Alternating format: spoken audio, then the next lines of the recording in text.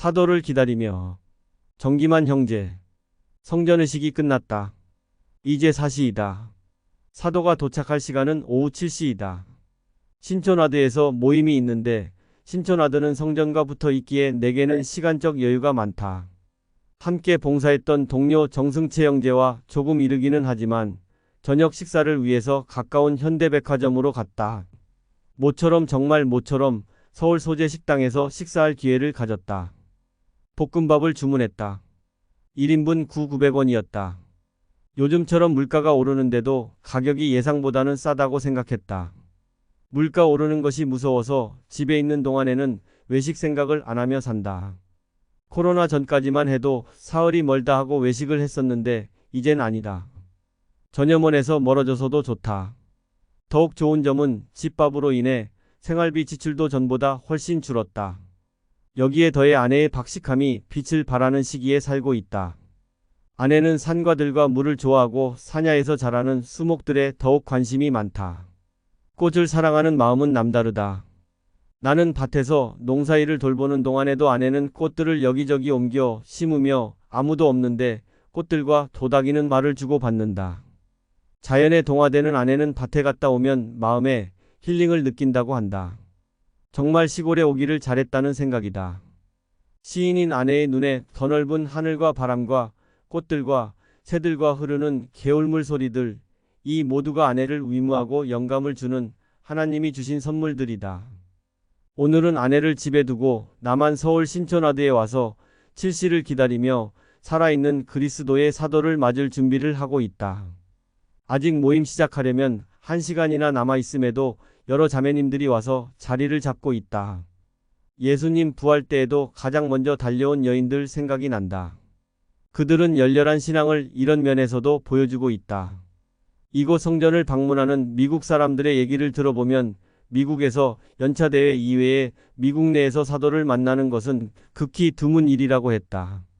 그런데 한국에 오면 70인을 비롯 사도들을 심심치 않게 대면하여 볼 수 있다는 것은 크나큰 축복이라고 하였다. 나도 가끔 생각하기를 회원수가 특별히 많은 것도 아닌데 사도를 가끔 볼 수 있다는 것은 한국이 유별난 주님의 사랑을 받는 게 아닌가 한다. 사도하면 떠오르는 첫 번이 바울이다. 극적 반전을 통해 주의 사람이 된 극적 개시민이다. 요한도 있다. 마지막 성찬 때 예수님의 품에 안겨 있던 사람이다. 베드로도 있다. 그가 성경에서는 바울보다 이렇다 할 사건의 주인공은 아니지만 통곡하며 자신의 무능함을 뼈저리게 느끼게 한 3번의 주의 부인을 통한 기사는 내게도 큰 희망을 준 사도이다. 열거한 사도들과 똑같은 권세와 권능을 가진 살아있는 사도가 그의 부인과 함께 잠시 후에 모습을 나타낼 것이다. 그의 이름은 데이비드 A. 베드나 장로이다.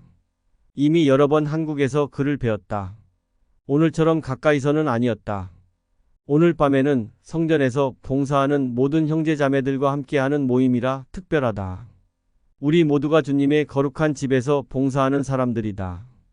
과연 오늘 우리는 어떤 말씀을 들을 것인지 기대가 크다. 오늘 모임은 벌써 공지가 되었지만 누가 모임을 감리할 것인지는 최근 몇일 내에 알려졌다. 그가 바로 베드나 장로이다. 그의 등장을 기다린다. 그리스도께서 직접 부르신 종이다. 모임 시작 전에 간단한 주의사항이 발표되었다. 베드나 장로님이 도착할 때까지는 우리가 성전 봉사자이므로 성전처럼 잡담 없이 경건한 마음으로 전주 음악을 들으며 기다리면 좋겠고, 특별히 베드나 장로님이 먼저 악수를 청하기 전에 우리 중에서 먼저 악수를 청하지 않았으면 좋겠다고 알려주었다. 주의 종을 근거리에서 본다는 울렁거리는 설렘을 품고 있는데 회중의 앞줄이 자리에서 일어서자 뒤따라 뒤에 모든 회중이 일어섰다. 베드나 사도가 입장하고 있었다. 그가 입장하여 연단 근처에 서서 회중을 향해 가볍게 왼손을 들어 인사를 대신했다. 개찬송 2장으로 모임은 시작되었다. 개기도가 이어지고 곧바로 베드나 자매님의 말씀이 있었다. 그녀의 말씀이 끝나자 베드나 장로의 말씀이 있었다. 거의 50분 동안 약간 빠른 속도로 말씀하셨다. 회중이 성전에서 봉사하는 사람들이기에 성전에 관한 이야기가 주를 이루었다. 교리와 성약 107편 23절로 말씀을 시작하였다. 23. 12순의 평이오는 부름을 받아 12사도 곧 온 세상에서 그리스도의 이름에 특별한 증인이 되나니 이같이 그들의 부름의 의무는 교회 안에 있는 다른 여건과는 다르도다. 넬슨 회장님과 그의 두 보좌와 12사도의 안부를 전하였다. 항상 우리를 위해 기도한다고도 했다. 며칠 전에 일본의 5곳을 방문했고 어제는 부산을 방문하고 오늘 이곳 서울에 왔다고 했다. 집은 미국에 있지만 사는 곳은 비행기 안이라고 하여 우리의 미소를 받았다. 그렇게 바쁜 일정을 소화하고 있는 것이다.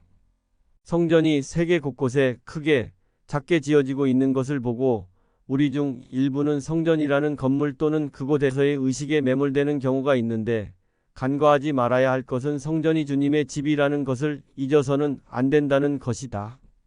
같은 원리로 속죄를 언급하면서도 예수 그리스도를 언급하지 않으면 안 된다는 것이다. 선교 사업을 강조할 때도 그리스도라는 단어가 배제되어서는 안 된다는 것이다. 성전벽을 만지며 감동한 얘기보다는 벽 안쪽에 있는 주님의 영을 더 언급해야 한다는 것이다. 그리스도가 우리 생활의 중심에 있어야 한다는 것이다. 지금 이 시기는 위대한 복음의 시대이며 우리가 그리스도와 함께 멍에를 매는 백성이 되어야 한다고 강조하였다. 또한 교회의 정책들은 끊임없이 변화될 것이나 근절을 이루는 성약은 변하지 않을 것이라고 언급했다. 그 외에도 다양한 예시와 말씀들이 있었다. 그의 말씀을 들으며 나의 영은 이해의 폭이 더욱 넓어졌다. 폐회 찬송이 끝나고 회중이 모두 일어선 가운데 후주가 연주되는 동안 베드나 장로는 회중을 향하여 두 손을 높이 들어 큰 하트를 표현하며 예배당을 떠났다. 하나님의 영이 함께 한 가르침을 베풀어 주신 베드나 사도님께 감사하다. 사도님의 등장을 기다리며 흘깃 보았던 조셉 스미스의 강렬한 간증을 여기에서 함께 나누고 싶다. 24. 그러나 그럼에도 불구하고 내가 시연을 보았다는 것은 사실이었다. 그 이래로 나는 내가 바울과 매우 비슷하게 느꼈다고 생각해 왔으니 그가 아그리빠 왕 앞에서 자신을 변호하며 그가 빛을 보고 음성을 들었을 때 그에게 있었던 시연에 대하여 이야기했어도 그를 믿는 사람이 거의 없었으며 일부는 그가 거짓말한다고 하였고 다른 이들은 그가 미쳤다고 말하였다.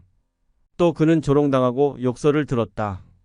그러나 이 모든 것이 그의 시연의 실제성을 파괴하지는 못하였다. 그는 시연을 보았고 자기가 보았음을 알았으며 하늘 아래 어떠한 핍박도 그것을 변경시킬 수 없었다. 비록 사람들이 그를 핍박하여 죽음에 이르게 한다 할지라도 그는 자신이 빛을 보았으며 자기에게 말씀하시는 음성을 들었다는 사실을 알고 있었고 그의 마지막 숨을 거두기까지 알고 있었을 것이며 온 세상이라 할지라도 그로 하여금 다르게 생각하게 하거나 믿게 할 수는 없었을 것이다. 25. 나의 경우도 그러하였다. 나는 실제로 빛을 보았고 그 빛 가운데서 두 분을 보았으며 그분들은 실제로 나에게 말씀하셨다. 그리고 비록 내가 시연을 보았다고 말함으로써 미움을 받고 핍박을 받는다 할지라도 그것은 사실이었다. 그렇게 말하는 것에 대하여 그들이 나를 핍박하고 나를 욕하고 나에 대하여 모든 거짓으로 악한 말을 할 때 나는 마음속으로 이렇게 말하지 않을 수 없었다. 진실을 말하는데 왜 나를 핍박하는 것일까? 나는 실제로 시연을 보았는데 내가 누구간데 하나님을 거역할 수 있겠는가? 왜 세상은 내가 실제로 본 것을 나로 하여금 부인하게 하려 하는 것일까? 왜냐하면 나는 시연을 보았기 때문이다. 내가 그것을 알고 있었고 하나님께서도 그것을 알고 계심을 내가 알고 있었기에 나는 그 사실을 부인할 수 없었으며 감히 그렇게 하려고도 하지 않았다. 적어도 나는 그렇게 하면 내가 하나님을 거스려 죄를 범하게 된다는 것과 정죄 아래 놓이게 된다는 것을 알고 있었다. 조셉 스미스 역사. 검은 밤 모임이 끝나고 양평 집으로 가는 동안 앞이 보이지 않을 정도로 많은 비가 차장을 때렸다. 2차선 도로로 천천히 가며 베드나 사도에게서 들은 말씀과 느낌을 되새기는 좋은 기회를 가졌다.